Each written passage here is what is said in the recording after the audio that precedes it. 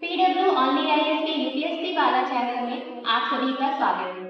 आज हम यूपीएससी प्रारंभिक परीक्षा 2024 के जो पेपर हुआ था उसके कुछ क्वेश्चन की व्याख्या आपसे चर्चा करते हैं। तो आइए क्लास की शुरुआत करते हैं। हमारा जो पहली चीज क्लास शुरू करने से पहले मैं आपको कुछ की टर्म्स बताना चाहूंगी कि कोई भी क्वेश्चन सॉल्व करने से पहले अगर आपको प्रीलिम्स का कोई भी प्रश्न हल करना है तो उसके लिए आपको मुख्य 3 चीजों का ध्यान रखना होता है। ठीक है, तो उसमें से पहली जो चीज है वो हमारी होती है, जो पहली चीज है वो हमारी होती है क्वेश्चन का कीवर्ड क्या है। ठीक है, क्वेश्चन में क्या पूछा है। जैसे मान लीजिए अभी इसी बार 2024 का एक क्वेश्चन आया था, नारी शक्ति बंधन अधिनियम है, तो उसका जो की टर्म है वो नारी शक्ति बंधन अधिनियम है। तो उसके बारे में हमें सारी डिटेल्स पता होनी चाहिए, क्योंकि हम यहाँ पे व्याख्या डिस्कस कर रहे हैं तो हम क्वेश्चन के हर टर्म्स पे प्रॉपर चर्चा करेंगे। ये नहीं कि सिर्फ मैं उसका उत्तर बता दूं और आपको आगे बढ़ जाओ, नहीं, हम उसके पूरे प्रॉपर कॉन्सेप्ट पे चर्चा करेंगे। तो पहला हमको ध्यान रखना होता है कि क्वेश्चन का की टर्म क्या है। ठीक है, दूसरा हमें ध्यान रखना है कि क्वेश्चन में क्या पूछा है, प्रश्न सही पूछ रहा है या फिर गलत पूछ रहा है, क्योंकि इससे ज्यादातर बच्चे गलतियां करते हैं कि सही पूछ रहा है या गलत पूछ रहा है। ठीक है, तो ये हमको ध्यान में रखना है। तीसरी चीज है प्रश्न में क्या लिखा है, केवल जैसे शब्दों का प्रयोग तो नहीं हुआ है, क्योंकि जैसे कि आप यूनिवर्सिटी के जो पुराने पेपर अगर आप देखेंगे तो उससे हमेशा पूछता है केवल 1 और 2, केवल 2 और 3, ऐसे जो टर्म्स यूज करता है वो बहुत इंपॉर्टेंट हो जाती है। तो आपको ये ध्यान में रखना है कि क्वेश्चन क्या पूछना चाहता है। 2023 के पेपर में ये जरूर हुआ था कि उसने वो थोड़ा सा पैटर्न बदला था यूपीएससी ने, और उसने ये बोला था कि केवल 2 विकल्प सही हैं, 3 विकल्प सही हैं, वो कुछ क्वेश्चन आए थे। बट जो जनरल पैटर्न होता है वो ये होता है, क्योंकि उन तीनों चीजों को अगर हम ध्यान में नहीं रखते हैं तो ये पूरी संभावना बनती है कि हमारा जो प्रश्न का उत्तर हो वो गलत हो जाए। ठीक है, तो हम सॉल्व करते समय ये तीनों बातों को ध्यान में रखेंगे। अब हम आते हैं अपने क्वेश्चन पे। हमारा जो क्वेश्चन है वो ये है, निम्नलिखित तत्वों पर विचार कीजिए। जो पहला तत्व है वो ये है, पार्थिव विकिरण की तुलना में आगामी सौर विकिरण से वायुमंडल अधिक गर्म हो जाता है। अब हमें यहाँ समझना है कि पार्थिव विकिरण क्या होता है। ठीक है, यहाँ पे क्योंकि जो क्वेश्चन का हेडलाइन था की टर्म आपको ध्यान में रखना है, तो जो क्वेश्चन का की टर्म है वो है पार्थिव विकिरण। किसको बताने के लिए मैं शुरुआत से आपको बताना चाहूंगी कि विकिरण क्या होता है। ठीक है, तो सबसे पहले ये ध्यान में रखना है, जैसे मान लीजिए हमारी पृथ्वी की सतह है। ठीक है,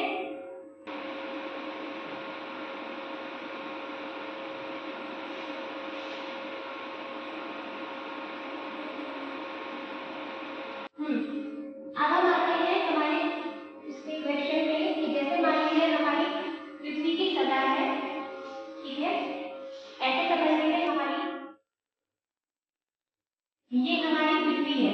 जैसे मान लीजिए ये हमारी पृथ्वी की सतह है।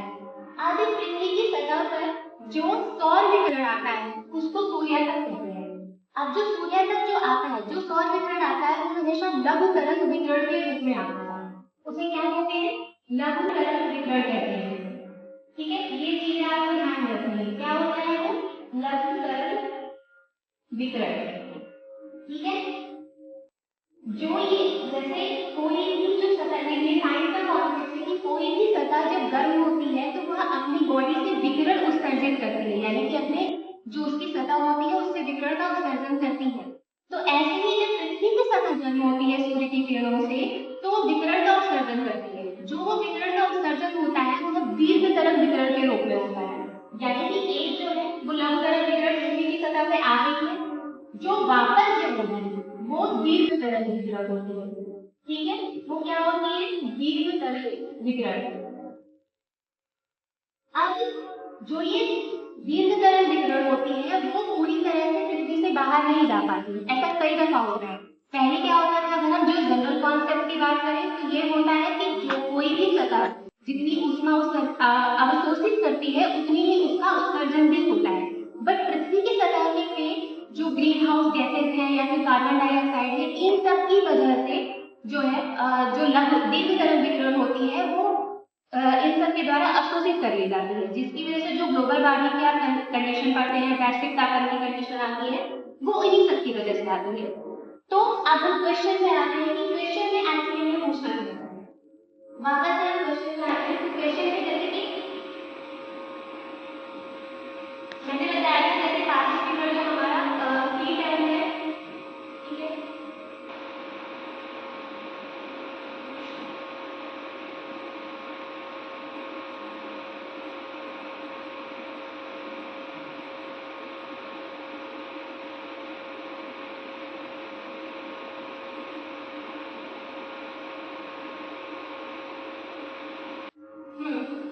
जो हमारा हमने बात की थी पार्टिसिपेटर जो है हमारा फ्री टाइम है, ठीक है। अब यहाँ पे हमें जैसे कि हमने समझ लिया एक्चुअली में कॉन्सेप्ट क्या है, पार्टिसिपेटर क्या होता है, और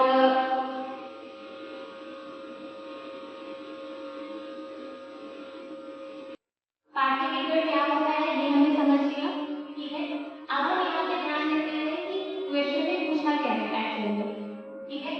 तो क्वेश्चन में जो पूछा है कि पार्टिसिपेटर की तुलना में आगामी इनकमिंग सौर विकिरण से वायुमंडल अधिक गर्म हो जाता है। तो ऐसा नहीं है, जो विकिरण जो पृथ्वी पर आके, जैसे मैंने बताया लघु तरंग विकिरण जो पृथ्वी पर आता है उससे पृथ्वी गर्म नहीं होती है। गर्म जो होती है पृथ्वी, वो पृथ्वी से जो दीर्घ तरंग विकिरण निकलता है उससे ज्यादा मात्रा में होती है। तो हमें यहाँ पे ये क्वेश्चन पूछा है, यानी कि जो पहला कथन है वो हमारा गलत हो जाता है, ठीक है। दूसरा कथन, वायुमंडल में कार्बन डाइऑक्साइड और अन्य ग्रीन हाउस गैसें दीर्घ तरंग विकिरण के अच्छे अवशोषक हैं। तो ये सच बात है। जैसे कि मैंने कहा कि दीर्घ तरंग विकिरण जो पृथ्वी की सतह से बाहर जाता है उस वो कार्बन डाइऑक्साइड और ग्रीन हाउस गैसेस द्वारा जो है अवशोषित कर लिया जाता है, जिसकी वजह से ग्लोबल वार्मिंग जैसी कंडीशन आती है। और उसी का परिणाम स्वरूप जैसे आजकल आप देखते हैं कि हम सुनते हैं ग्लेशियर्स पिघल रहे हैं, द्वीप जो हमारे हैं, जो द्वीपीय देश है वो हमारे डूब रहे हैं, तो वो सब उन्हीं सब की वजह से हुआ है। यानी कि हमारा जो दूसरा कथन है वो हमारे सही है, ठीक है। तो अब हम अगर उत्तर की बात करें तो हमें चारों ऑप्शन को देखना होगा। हमारा जो पहला ऑप्शन है वो ये है, कथन एक और कथन दो दोनों सही है। तो ये नहीं, क्योंकि कथन एक हमारा गलत हो चुका है। यहाँ पे भी ये बोल रहा है कि दोनों कथन सही है, तो नहीं, कथन एक हमारा गलत हो चुका है। सी में भी यही है।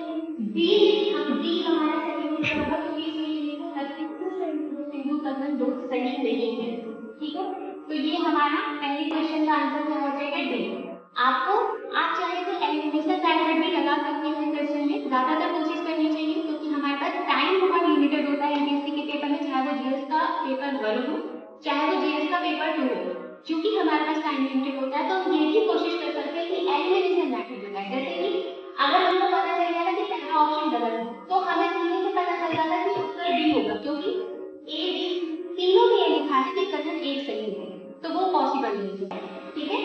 तो अब हम चलते हैं अपने अगले क्वेश्चन पे। हमारा अगला क्वेश्चन है नारी शक्ति वंदन अधिनियम, यानी कि हमारा जो क्वेश्चन का की टर्म है वो है हमारा नारी शक्ति वंदन अधिनियम, ठीक है। अब हम बात करते हैं नारी शक्ति वंदन अधिनियम। तो ये अधिनियम 100 भारतीय संविधान के 106वें संविधान संशोधन द्वारा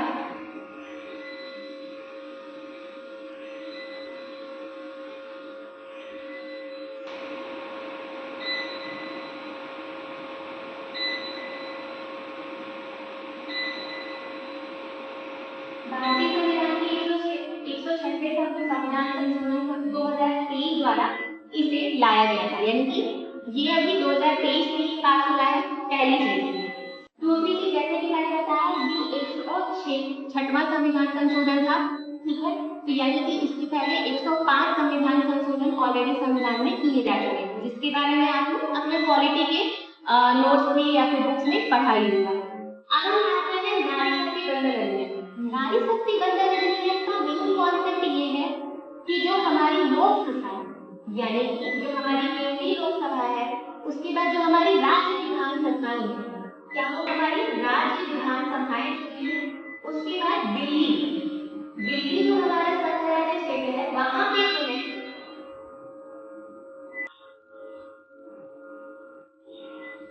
दिल्ली जो हमारा संघराज्य क्षेत्र है, इन तीनों जगहों पर ये बात की गई है इस अधिनियम के तहत कि लोकसभा में, राज्य विधानसभाओं में और दिल्ली संघराज्य क्षेत्र में महिलाओं के लिए एक आरक्षण का प्रावधान होगा।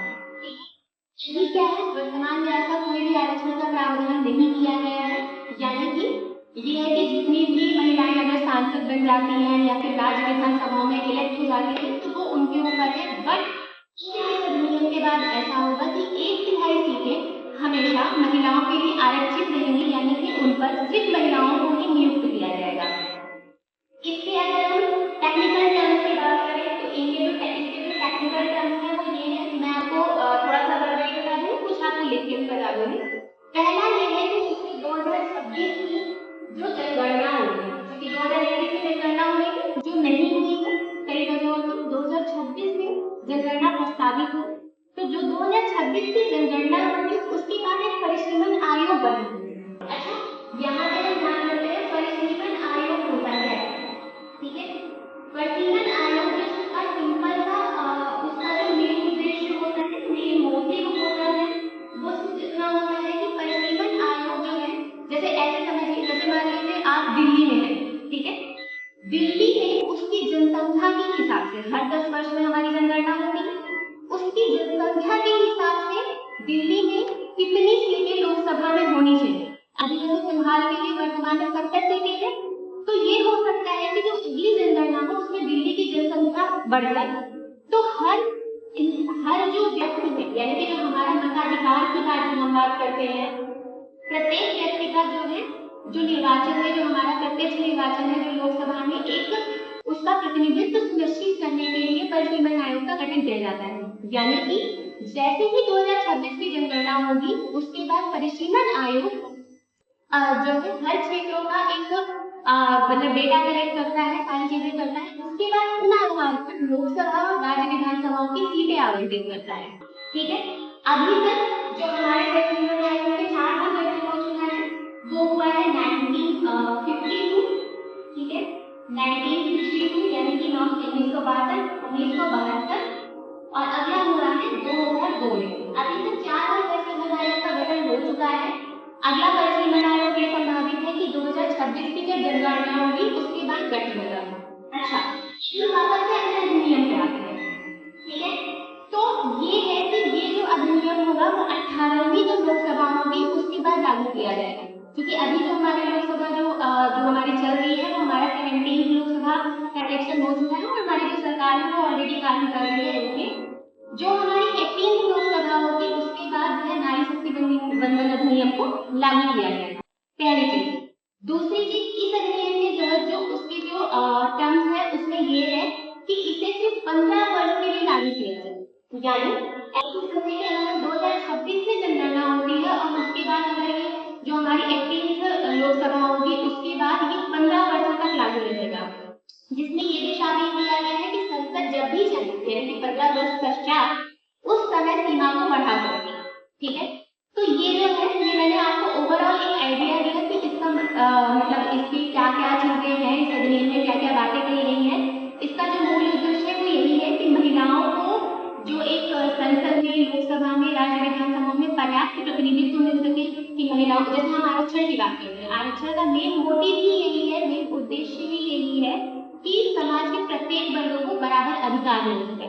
तो इसमें भी यही है कि जब एक लोकसभा जैसी एक जगह पे कोई महिला जाके वहां बैठेगी और वहां पे अपना रिप्रेजेंटेशन देगी, अपना प्रतिनिधित्व सुनिश्चित करेगी, तो ये संभावित है कि आने वाले समय में महिलाओं के लिए ज्यादा से ज्यादा कार्य किए जाएंगे और बेहतर ढंग से किए जाएंगे, ठीक है।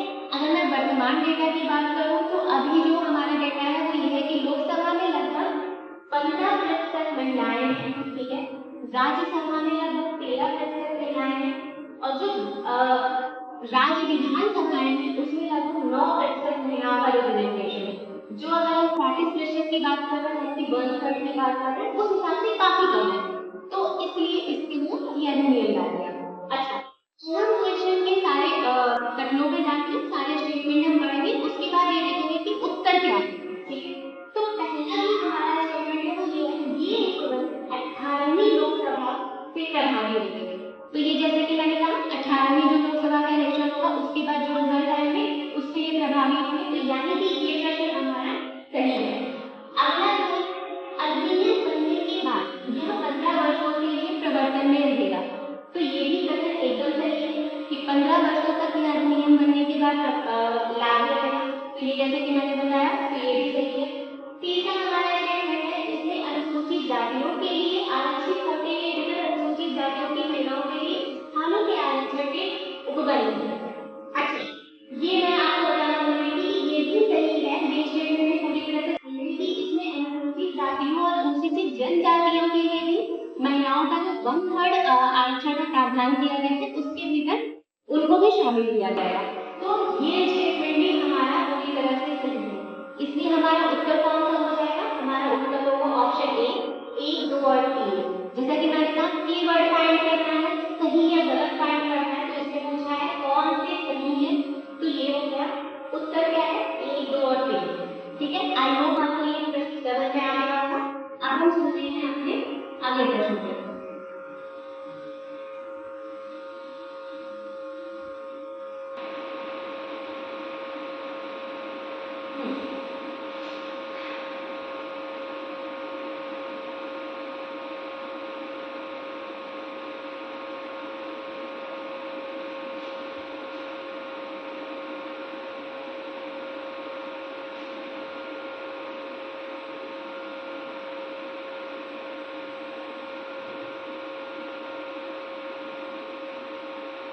हमारा अगला प्रश्न है, इसका जो की है वो है डिजिटल रुपए।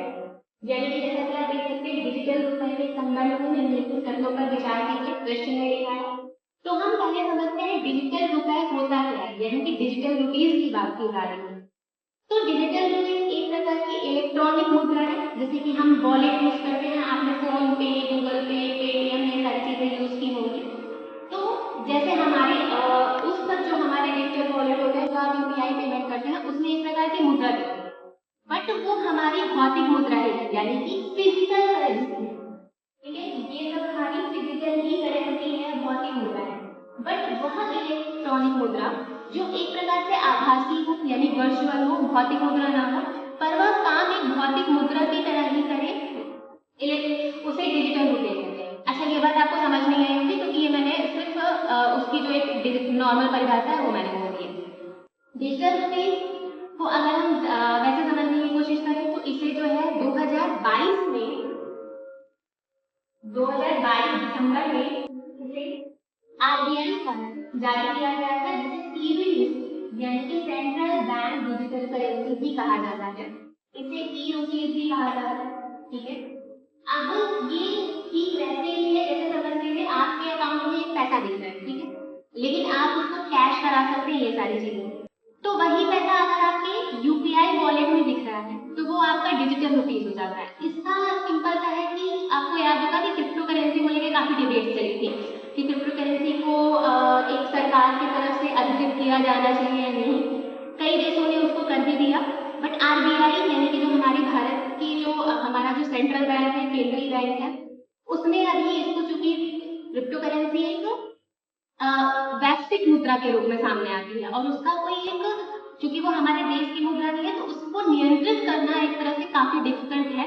तो उसके चलते आरबीआई ने क्रिप्टो करेंसी को अधिकृत मुद्रा के रूप में नहीं शामिल, इसीलिए उन्होंने सीबीडीसी जारी किया, यानी कि डिजिटल रुपए जारी किया। डिजिटल रुपए एक प्रकार की आभासी मुद्रा है, जैसे कि मैंने कहा वर्चुअल करेंसी। फिजिकल करेंसी क्या है? 10 रुपए की नोट है, 100 रुपए की नोट है, 500 रुपए की नोट आपको हाथ में दिख रही है। बट जो हमारी जो वर्चुअल करेंसी है, यानी जो आभासी मुद्रा है, डिजिटल रुपए, वो हमें हाथ में नहीं दिख रहा है, वो हमें फोन में दिख रहा है, वॉलेट में दिख रहा है। तो ये हमारा डिजिटल रुपए। अब हम इसके टर्म्स में की बात करेंगे कि डिजिटल रुपए में क्या क्या चीजें, क्या क्या प्रावधान लाए गए, क्या क्या उसको जो जारी किया गया, तो उसके तहत क्या क्या चीजें आती हैं। ठीक है, पहला तो ये कि इसी आरबीआई यानी कि रिजर्व बैंक ऑफ इंडिया, जो हमारा भारत का केंद्रीय बैंक है, उसमें जो मौद्रिक नीति जारी करता है, ठीक है, उसके तहत लागू किया था। ठीक है, मौद्रिक नीति के तहत आरबीआई ने इसको जारी किया 2022 में, जैसा कि मैंने कहा दिसंबर 2022 में इसको जारी किया गया। ठीक है, दूसरी चीज, हर बैंक की एक अपना तुलन पत्र होता है। तुलन पत्र यानी कॉन्सेप्ट पढ़े हैं तो उसमें आपने पढ़ा होगा कि बैलेंस शीट एक चीज होती है जो हर बैंक अपना जारी करता है, हर बैंक की एक अपनी बैलेंस शीट होती है, ठीक है। तो जो बैलेंस शीट होती है यानी कि जो तुलन पत्र होता है उसमें हमेशा दो कॉलम होते हैं, ठीक है। एक होता है हमारा परिसंपत्ति, ठीक है, एक होता है हमारा परिसंपत्ति, दूसरा होता है देयता। परिसंपत्ति से मतलब है एसेट, देयता से मतलब है लायबिलिटी। हर वह चीज जिससे आप कोई नया एसेट बना सकते हैं, नई संपत्ति बना सकते हैं, वो परिसंपत्ति में शामिल की जाती है।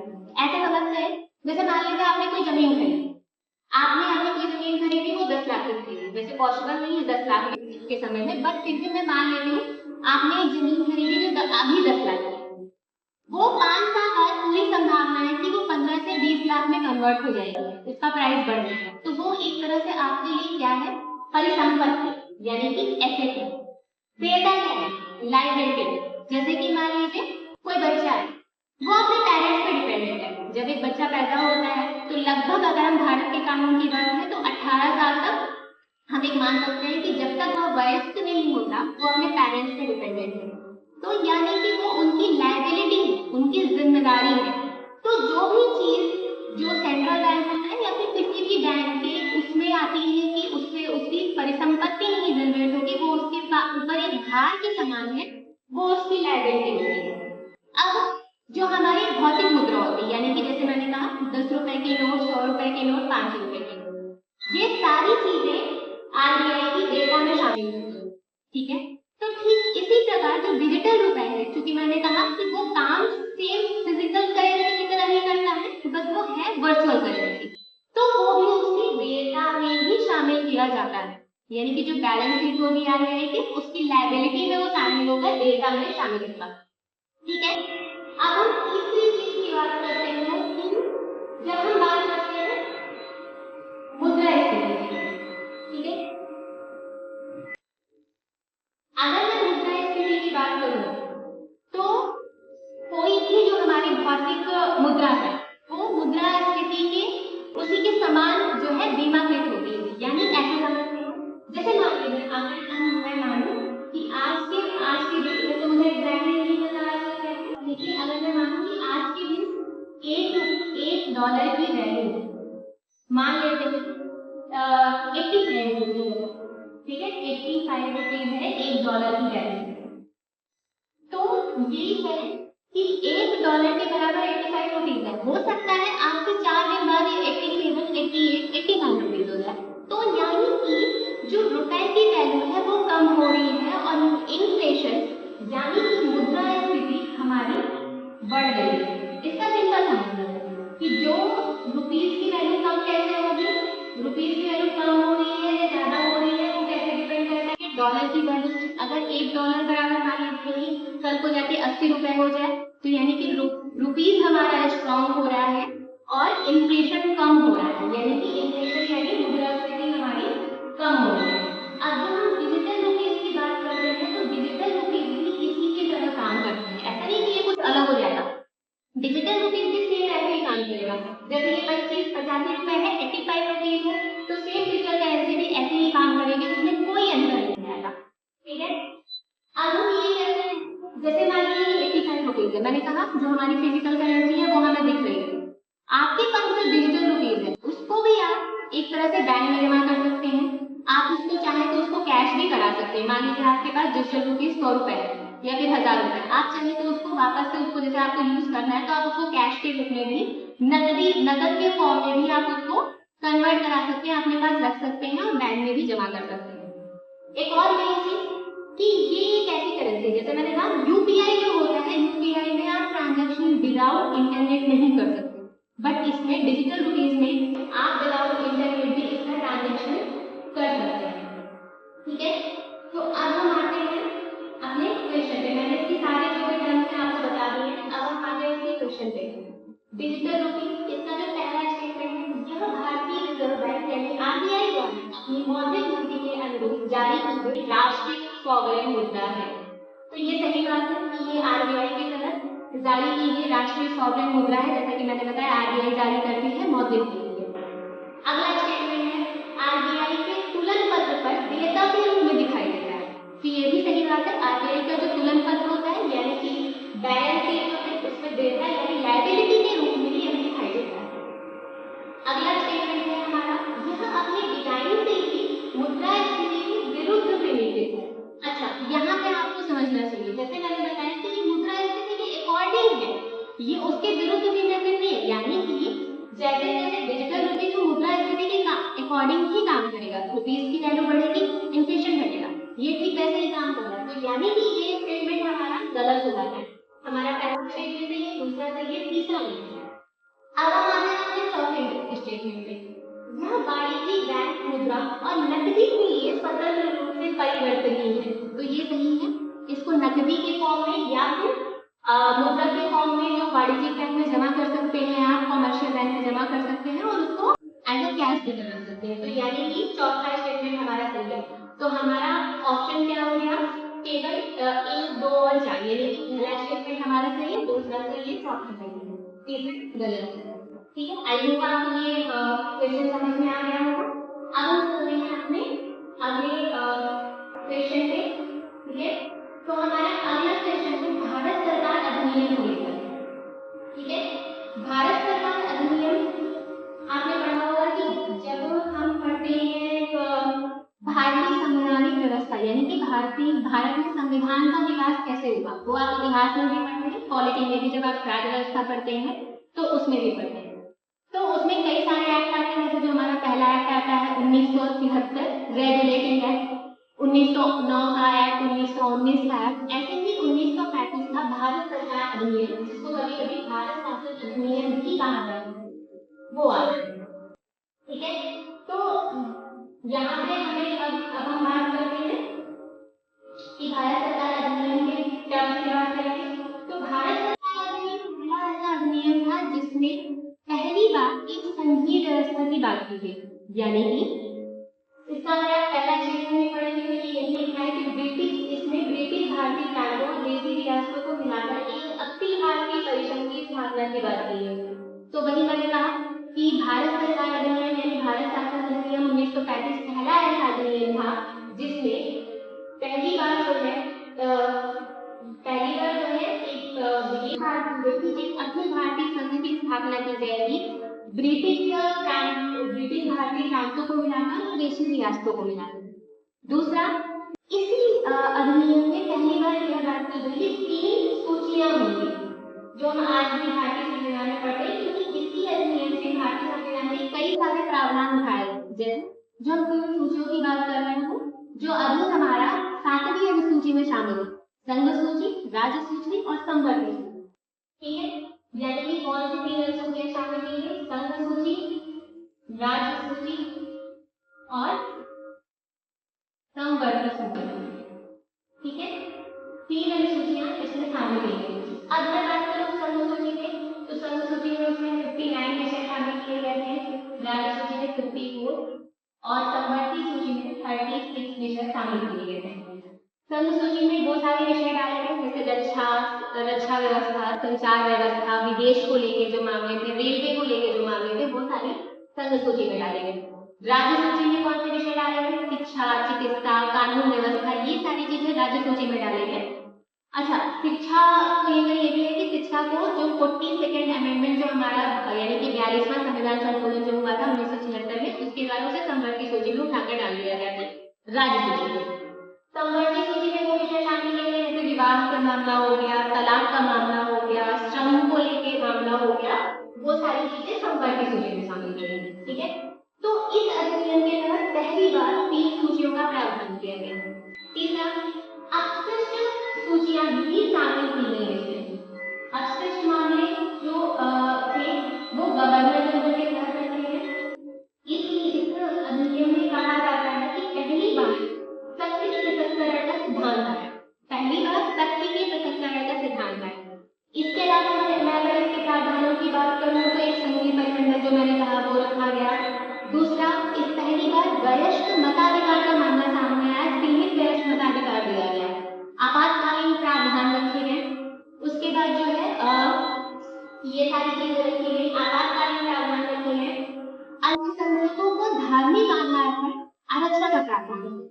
इसके पहले 1909 का जो एक्ट था उसमें सिर्फ मुस्लिम जो हमारे अल्पसंख्यक थे उनके लिए पृथक निर्वाचन का मामला वो एक कानून बनाया गया था।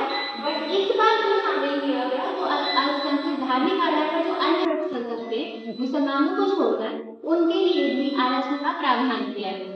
अब हम आते हैं अपने क्वेश्चन पे। यहाँ मुझे भारत विधान अधिनियम 1935 के संदर्भ में निम्नलिखित तथ्यों पर विचार कीजिए।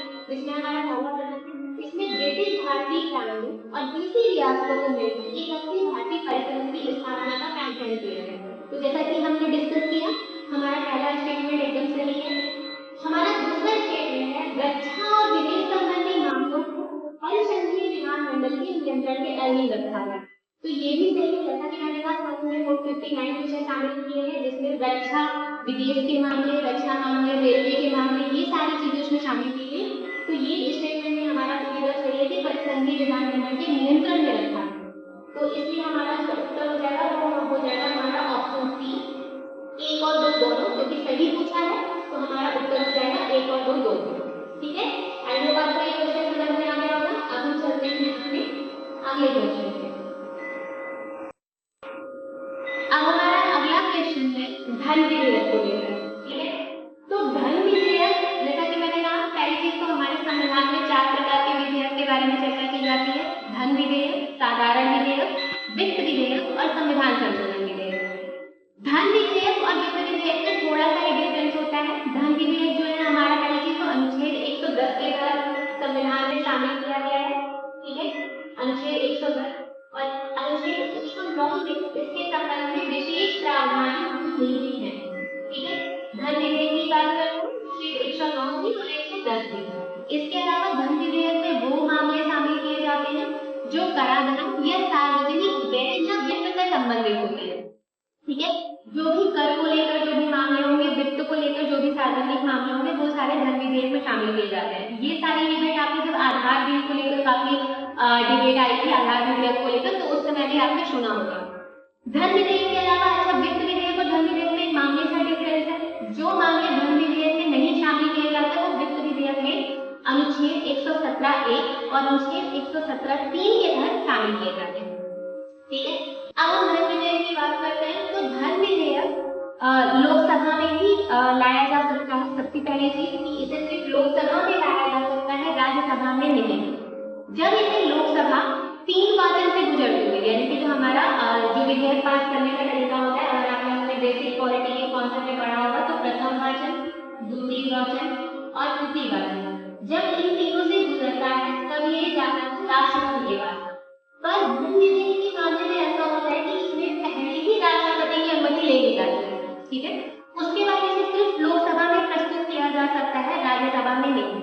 जैसे ही मान लीजिए लोकसभा में पास हो गया, ठीक है, इसके बाद इसको राज्यसभा में भेजा जाता है।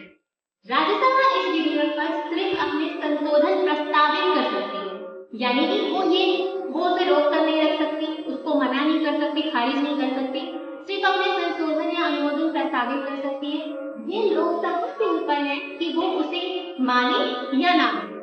वो चाहे तो उसको मना भी कर सकती है, मतलब अगर वो वापस से लोकसभा के पास जब वो विधेयक जाता है तो लोकसभा चाहे तो उन संशोधनों को माने, वो नहीं भी माने तो भी धन विधेयक पारित नहीं होता है।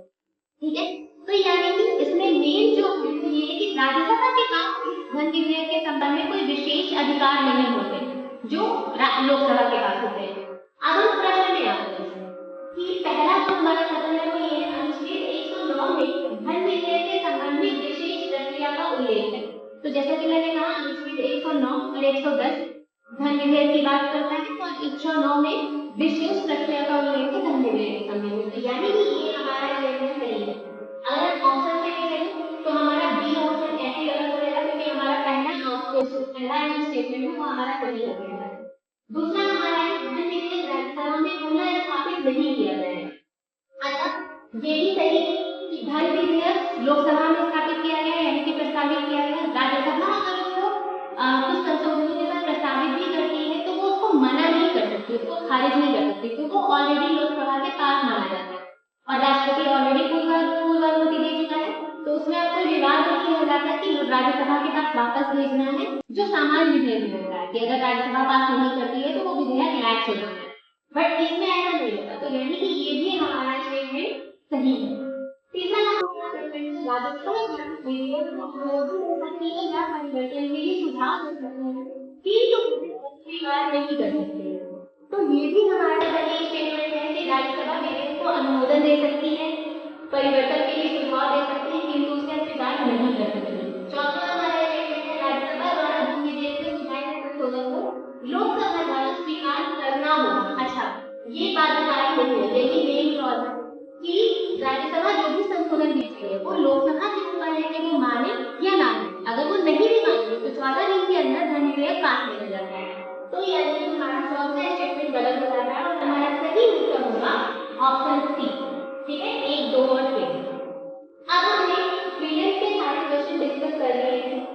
अब हम एक क्वेश्चन डिस्कस करेंगे जो हमारे मेंस का 2024 का जो हमारा पेपर हुआ था मेंस का, उसका क्वेश्चन आया था, तो मैंने वो डिस्कस करेंगे। अच्छा, सबसे पहले ये बता दूं कि प्रीवियस के क्वेश्चन और मेंस के क्वेश्चन में बहुत डिफरेंस है।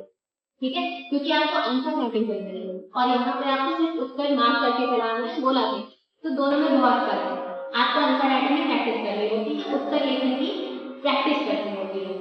अब हम ये देखते हैं कि जो हमारा मेंस का क्वेश्चन है, पहले मैं ये बता दूं कि ये हमारा एग्जाम का जो 2024 का मुख्य परीक्षा का पेपर है, उसमें जीएस पेपर 2 में आएगा। पेपर 2 में ये विज्ञान के नवानवे क्वेश्चन है। ध्यान से उनका ये क्वेश्चन था, इसमें आपको 250 पद दिए हैं जो 15 अंक का था। ठीक है, तो अब हम इस क्वेश्चन को डिस्कस करते हैं कि कैसे आप इसको सॉल्व कर सकते थे सारे उसके टर्म्स के साथ। पहले ध्यान रखना है कि क्वेश्चन में कीवर्ड क्या पूछा है। मेंस का आंसर भी ठीक मैंने जो बताया कि पेरेंट्स के नाम को पहले कीवर्ड खरीदो। इसमें सबसे पहले निजता का अधिकार, यानी कि जिसकी बात की जा रही है राइट टू निजता का अधिकार, प्राइम और आर्टिकल 21 इसमें किसकी बात की गई है, जो हमारा फंडामेंटल राइट है, जो हमारा मूल अधिकार है, संविधान में दिया गया है, अनुच्छेद 21 की बात की जा रही है। दूसरा, गर्भस्थ शिशु की शिक्षितत्व को सिद्ध करने के लिए डीएनए परीक्षण विधि, ठीक है, इसकी चर्चा करेंगे। तो जो डीएनए परीक्षण लॉ है उसके बारे में बात करेंगे। तो हम पहले समझते हैं निजता का अधिकार क्या है। निजता का अधिकार जो हमारा 2017 में केएस पुट्टा स्वामीवाद जो आया था, ठीक है, केएस पुट्टा स्वामी बनाम भारत संघवाद आया था 2017 में। 2017 में ये मामला सामने आया था जिसमें निजता के अधिकार को आर्टिकल 21 के तहत जो है फंडामेंटल राइट घोषित किया था सुप्रीम कोर्ट ने। सुप्रीम कोर्ट ने अपना निर्णय दिया था कि जो हमारा राइट टू प्राइवेसी है, निजता का अधिकार है, गोपनीयता का अधिकार है, हम अपनी लाइफ को कैसे रखना चाहते हैं, कैसे सिक्योर रखना चाहते हैं, निजी जो हमारी चीजें हैं उनको कैसे रखना चाहते हैं, वो हमारा एक फंडामेंटल राइट है कि हम उसको डिस्क्लोज ना करें। वो किसके तहत है, अनुच्छेद 21 के तहत है। तो सबसे पहले ये समझना कि केएस पुट्टा स्वामीवाद में ये बात की गई थी। ठीक है, अब दूसरी चीज, अगला इसमें बात की जा रही है प्राण एवं दैहिक स्वतंत्रता। अब इसमें साफ लिखा है कि प्राण एवं दैहिक स्वतंत्रता की बात की जाती है। जो हमारा स्वतंत्रता का अधिकार है वो मूल अधिकार है, अनुच्छेद 19 से लेकर अनुच्छेद 22 तक जो है हमारे स्वतंत्रता का अधिकार की बात करता है। इसमें जो अनुच्छेद 21 है उसी में प्राण एवं दैहिक स्वतंत्रता की बात की गई है। ठीक है, अब हम ये देखते हैं कि जो हमारा जो डीएनए लॉ है, डीएनए विधि की जब हम बात कर रहे हैं तो डीएनए विधि क्या है। ठीक है, तो अगर हम डीएनए विधि की बात करें तो ये मामला आया था 2018 में डीएनए प्रौद्योगिकी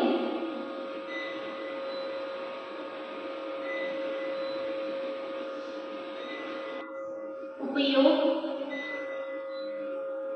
और अनुप्रयोग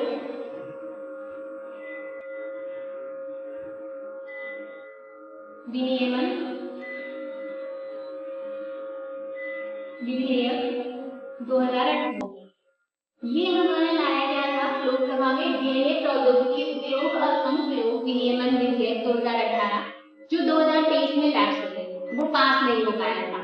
ठीक है, तो इसके तहत बात की गई थी कि जो डीएनए जांच है, यानी कि जो हमारी न्यायिक प्रक्रिया है वहाँ पे जो है, जैसे मान लो जी बलात्कार के केस आते हैं या फिर कोई रेप के केस, मर्डर के केस, ये सारी चीजें आती है। अभी भी आपको पता है लगभग जो हमारा सुप्रीम कोर्ट, हाई कोर्ट, सारी चीजों को मिला के लगभग 1 करोड़ से ज्यादा मामले लंबित हैं। तो न्यायिक प्रक्रिया में तेजी लाने के लिए डीएनए विधेयक लाया गया था कि इसके तहत जो हमारे आपराधिक लोग हैं जिनके खिलाफ कभी ना कभी कोई ना कोई केस दर्ज किया गया है, उनके डीएनए डेटा को कलेक्ट किया जाएगा और जब भी कोई ऐसा अपराध सामने आता है तो उनके डीएनए डेटा का प्रयोग करते हुए उनको ढूंढ के मतलब उनको सजा दी जाएगी। ये सारी चीजें लाई गई थी इस विधेयक के तहत। इसमें एक और मामला था कि जैसे मान लीजिए कोई बच्चा है, उस बच्चे को अपने पैतृत्व की जांच करने के लिए, यानी कि वह किसका पुत्र या पुत्री है, ये जांच के लिए ये उसका अधिकार है कि वह जो है क्या बोल रहे हैं, ये उसका मूल अधिकार है या उसका निजता का अधिकार है कि कोई यह जान सके कि उसका पिता या माता या पिता कौन है। ठीक है, तो उसके तहत ये भी लाया गया है कि पैतृत्व अधिकार की बात की गई थी कि डीएनए दी के तहत। अच्छा, क्योंकि हम ये मेन कन्वेंशन डिस्कस कर रहे हैं तो इसमें सबसे बड़ी ये होती है कि इसके पॉजिटिव्स, नेगेटिव्स और इसका कंक्लूजन भी डिस्कस किया जाए। जैसा कि मैंने बताया कि डीएनए भी लाई गई थी जो पास नहीं हुआ है 2023 में। ठीक है, उसके बाद जो है निजता के अधिकार की बात करते हैं। ठीक है, तो ये अगर हम इसकी पॉजिटिव्स की बात करें तो एक तरफ तो ये है कि इससे ये होगा कि जैसे कोई बच्चा है, कोई अनाथ है, तो वो अपने माता पिता के बारे में जानना चाहता है तो वो जान सकता है। बट इसके अगर हम ड्रॉबैक्स की बात करें यानी नकारात्मक बिंदुओं की बात करें तो ये भी हो सकता है कि इससे किसी की मेडिकल हिस्ट्री सामने आए, यानी कि किसी को अगर कोई बीमारी है, कोई जेनेटिक बीमारी है, कोई डीएनए से संबंधित बीमारी है, तो वो सार्वजनिक हो जाए जिसकी वजह से उसके विवाह जैसे मामलों में या फिर कोई ऐसा मामला जैसे कि उसको सार्वजनिक रूप से बेइज्जती का सामना करना पड़े, बदनामी का सामना करना पड़े, तो ये सारी चीजें भी नकारात्मक बिंदुओं के रूप में लिखी जा सकती है। ठीक है, तो जैसा कि मैंने बताया इस क्वेश्चन को कैसे डिस्कस करना है, आर्टिकल 21 के तहत आपको वो बताना है कि निजता का अधिकार क्या है, केस खुटा स्वामित्व के तहत वो आया। उसके बाद गर्भस्थ शिशु के पितृत्व के निर्धारण के लिए वो कैसे पॉजिटिव भी हो सकता है और वो एक उसका निगेटिव भी पॉइंट हो सकते हैं डीएनए लॉ के। तो ऐसा संभावित है कि अभी भी ये लॉ जो है, ये जो डीएनए विधि है, जो विधेयक है, वो पास नहीं हो पाया, बट हो सकता है सरकार आगे आने वाले समय में कुछ अमेंडमेंट के साथ उसको प्रस्तावित करे और वापस ले। ठीक है, तो हमने आज 5 प्रीलिम्स के और 1 मेंस के क्वेश्चन डिस्कस किए। आई होप स्टूडेंट्स आपको ये क्वेश्चन जरूर समझ में आए होंगे। तो मिलते हैं हम अपनी अगली क्लास में। Thank you.